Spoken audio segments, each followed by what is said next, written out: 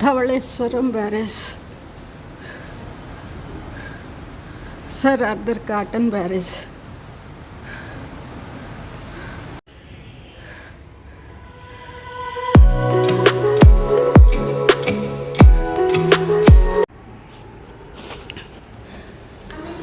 గోదావరి మండలం 1831-32 సంవత్సరంలో అతివృష్టి, తుఫాన్లు, వరదలకు గురైంది.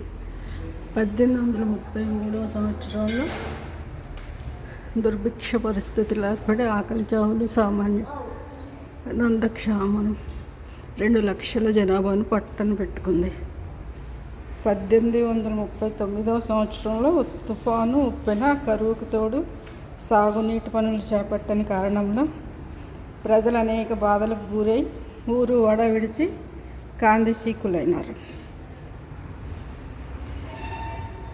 ఊరు విడిచి వెళ్ళలేని ప్రజలు సంతలో పిల్లల్ని నమ్ముకుని అయినా జీవనం సాగించడానికి సిద్ధపడిన దీనస్థితికి దిగజారినారు. అదే కాలంలో సర్ ఆర్థర్ కాటన్ అనే బ్రిటిష్ యువకుడు 15 సంవత్సరముల వయసులోనే అడిస్ కాంబీలోని మిలిటరీ శిక్షణాలయంలో ఇంజనీరింగ్ శిక్షణ పొంది ఉన్నాడు. సర్ హెన్రీ మౌంట్ గొమెరీ అనే జిల్లా అధికారి నివేదిక ప్రకారం ప్రభుత్వం ఇచ్చిన ఉత్తర్వుపై ఆర్థర్ కాటన్ గోదావరి తీర ప్రాంతాలను కూలంకషంగా దర్శించడం కోయిదా, జీడిగుప్ప ప్రాంతాలని చూశాడు.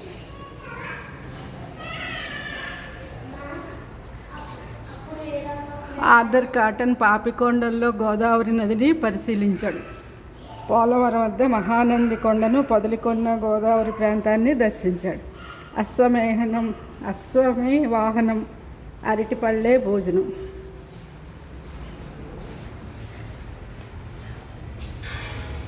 పట్టిసం వద్ద గోదావరి నది యొక్క ఆనుపానులు పరీక్షించాడు. రాజమండ్రి దిగువన గోదావరి లంకలు ఇసుక తిప్పలతో ఎక్కువ వెడల్పుగా ఉన్నది. ఈ ప్రదేశం ఆనకట్ట కట్టుటకు నిర్మాణ దశలో నది నీటిని మళ్లించుటకు మిక్కిలి అనువైన స్థలంగా తలంచారు.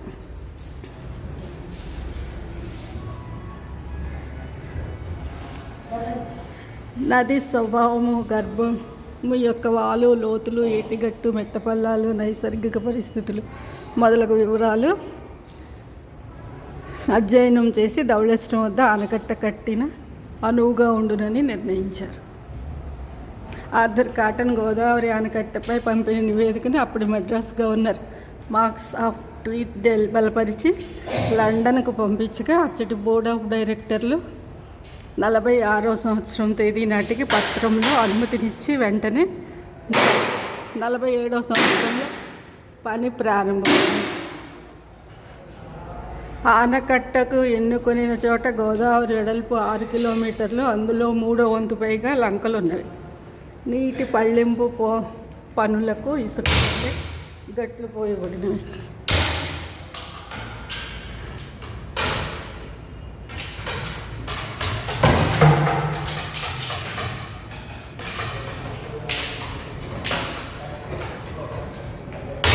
రైలు మార్గము ద్వారా క్వారీ నుండి తెచ్చిన రాళ్లను పడవల్లో నింపి ఆనకట్టల మధ్య గల లంకల్లో గట్లను బలపరిచే పని చేస్తారు. ఈ పద్ధతిలో ఒకేసారి 2-3 స్థలాల్లో పని సాగుచుంది. 1847 ఆగస్టు 3వ వారం నాటికి ఇనుము వచ్చిన వెంటనే యంత్ర సామాగ్రితో పని స్టార్ట్ చేశారు. –